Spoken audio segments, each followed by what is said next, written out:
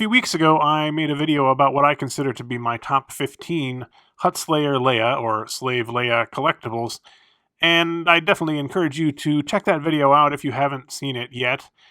But in the course of making the video, it occurred to me that there are quite a few, shall we say, not so good collectibles made for this character. The items I'm going to show you today are a bit of a mixed bag. Some of them are just bad, and other ones maybe are not badly executed, but the concept may be a little bit questionable. And in any case, I thought it would be interesting to look at them. So without any further ado, let's look at my bottom 10 Huttslayer Leia collectibles. Our first item is this Princess Leia pet costume by Rubies. And this is one of those things that I can't decide if it's cute or in bad taste, so I'm going to let you decide, I guess.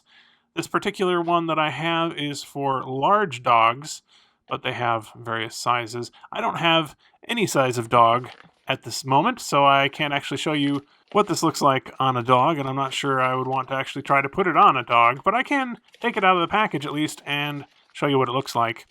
It's a little hard to tell just from looking at the picture on the package or even just looking at the product itself here, but the way this kind of costume works is the costume itself covers the front of the dog, and then the rest of the dog is just hanging out and back there. It looks a little strange, but I suppose my main complaint about this costume is that they've included the same hairpiece from their regular sort of A New Hope look Leia with this one, and as we all know, the hair buns are not the correct look for the Huttslayer Leia outfit, so boo. Petco, by the way, released a version of this costume that looked more like the dog was actually wearing it, which I kind of like. And for the truly brave among you, it was apparently possible to put it on a cat as well. Long before Disney bought Star Wars had a presence in Disney parks in the form of the Star Tours ride and Star Wars Weekends events. Our next entry was sold at Disney parks at the Star Tours ride, but before we look at it in detail, I wanted to talk about the packaging a bit. You can see that it says Minnie Mouse as Princess Leia. I knew that Disney originally called these something else, but what I hadn't realized is that they had just slapped another sticker on top of the old one. And so before we open this up, I wanted to see if I could get this top layer of sticker off of here and see what it was originally called. Removing a paper sticker from on top of another paper sticker is not an easy job, and I didn't do a fantastic job of it, but I did get enough off with this X-Acto knife that you can just barely see what was underneath it. It says Minnie Mouse as Slave Leia. And I can sort of see why they would feel that there was a bit of a mismatch there when you have literal Minnie Mouse in Disneyland, being this character. I don't really have a problem with them changing the naming there, but I do think it's kind of interesting. Here I was trying to make it a little clearer and ended up scraping most of it off, but you can definitely see that it said Slave Leia there. The figure itself is relatively well done. It's made out of the kind of rubbery plastic you might expect these kind of figures to be made out of, and the paintwork seems to be relatively well done as well. It's got some weird articulation, though, at the shoulders here. I don't see what this articulation could be used for, and the head does turn, but that's it, basically. So this is essentially a statue. In addition to being sold on its own, they also included this figure in the Sarlacc Attack set that they had here with a number of Disney characters as Star Wars characters from the Jabba's Palace scene, but notably they never actually made a Jabba. Generally speaking, I like this kind of mashup figure a lot, and I think this is a well-done set, although it's a little strange how they have really only a very small core of Disney characters that they have dress up as Star Wars characters. So they had Goofy be characters like C-3PO and Jar Jar Binks and Darth Vader and all sorts of things. By the way, they also released a statue version of Minnie as Slave Leia as part of their Big Figs line, which I do not have and probably will never get because they're now very expensive. Our next item is part of a garage kit that was released by Monster Shop in Japan a number of years ago. It's not a licensed item, it's just part of a model kit that people could have bought in its raw resin form like this and then painted up on their own. It really reminds me of the spitting image puppets that I first saw as a kid in the Genesis music video Land of Confusion, and of course they still make those puppets today for TV shows and things like that. It's definitely a unique style, kind of polarizing in a way, but I actually kind of like it. But you'll have to admit, this is not exactly the most attractive version of Leia in this costume. I do own the entire kit, and I'd like to maybe talk about it in detail in another video, but I thought I'd show you this image from Amazing Figure Modeler of someone who has painted up the entire thing, including Leia. They had a little feature here called Jabba's joint, and you can see, honestly, it doesn't paint up all that well either. You know, the guy who did this, I think, did a really good job painting the model as a whole, but Leia, Our next entry is Leia as Jabba's captive from the Pop-Taters line. These figures were a bit different from the regular Star Wars-themed Mr. Potato Head toys, which, yes, were a thing. These primarily targeted kids and had more play features, while the Pop-Taters were trying to be a bit more grown-up and target adult collectors. To be clear, this toy is executed pretty well, but I think there's just a bit of a mismatch between the childlike Mr. Potato Head aesthetic and this version of Leia. And while you can remove many of the parts, you can't really swap them around, especially the facial features, which seems kind of like the point of a Mr. Potato Head toy. Q-Bricks are a line of minifigures made by Medicom Toy in Japan. As you can see, they are similar in many ways to LEGO minifigures, but quite a bit bigger and generally more detailed. I'm a big fan of this line in general, and I have quite a number of them, but it doesn't really seem to work very well for Leia in this outfit for me. She's weirdly boxy and looks more like a robot. Danger, Luke Skywalker, danger!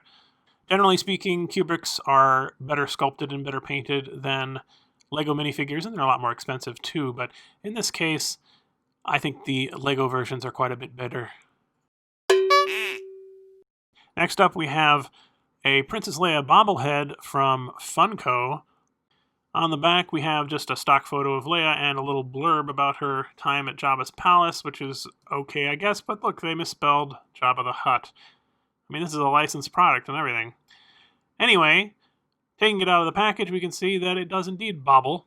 And if you can ignore the proportions, it does look reasonably good from the front, I suppose. It's not a terrible face sculpt or anything like that, but if we turn it to the side, it looks startlingly grotesque, I think, and they've added this rooted hair ponytail for some reason that I can't get over the mismatch there as well. So, you know, admittedly, I've never been a fan of bobbleheads as a genre of collectible, but this one is pretty bad.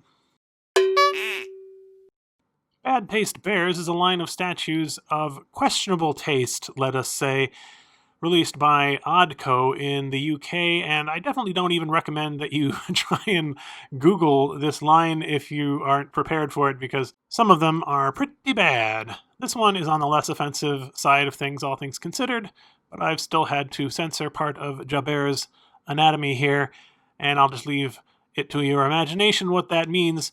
He seems to be sucking on something called Viagra. Maybe that'll give you a hint. Anyway, here is Leia just sort of relaxing and some sort of salacious crumb-like creature staring at her lecherously. This is, of course, an unlicensed piece, but definitely one of the more unique ones in my collection, to be sure. No, your eyes aren't deceiving you. This Leia from Hasbro's line of Attacktix figures definitely has a bit of a pinhead going on. And if we look at her face a bit more closely, you can see that one of her eyes does appear to be a bit wonky as well. Like most of these figures, her weapon does actually fire. Now, to be fair, this style, with oversized hands and gigantic weapons, was used for many of the figures in the line, but it seems particularly egregious for Leia here. Rawcliffe had a large line of pewter figures in the 90s, and most of them were actually pretty decent. But this is definitely not their best work. She has the opposite problem of our last entry. Her head seems way too big for her body, and the less said about her face, the better. This figure was released in 1998, but they actually released another version of it a year earlier, and that's what you see here on the right. This was some sort of an electronics boutique exclusive, and I'm not entirely sure what they were doing with it, if it was a pre-order bonus or what, but it actually looks a lot better than the other version. It's got some nice shading on it, and It really helps the sculpt look a lot better, in my opinion. I believe this sculpt actually originated on this piece, though. This is a full Jabba on throne setup that they released, I think, in 1995. So if that's correct, it kind of got worse as time went by. But if you see it in this context, I actually think it's pretty cool. This is a nice piece and relatively difficult to find as well. This is, I think, the only Jabba on throne that has been made in pewter. It was one of 2005 pieces. And if we look at all three of the Leias here together, you can get a sense for how they differ from one to the next. Hawthorne Village's sail barge is actually not too bad. It's got decent detail, and while the paint could be better, it looks pretty good from a distance. The same cannot be said for the very tiny Leia figure that came included with this model. While it is true that this is a very tiny figure and you can't expect the paint to be absolutely perfect, if we look at the face in particular, it is downright scary. The wonky eyes, weirdly placed and shaped eyebrows, and the various skin lesions that appear to be on her all make her what I consider to be one of the very worst Huttslayer Leia Collectibles ever made. I hope you enjoyed this look at some of the weirdest and worst Huttslayer Leia items in my collection. Let me know in the comments what your favorite was, and maybe if I skipped any that you think should be included in the list, you can tell me that as well. Thanks for watching, and we'll see you again soon.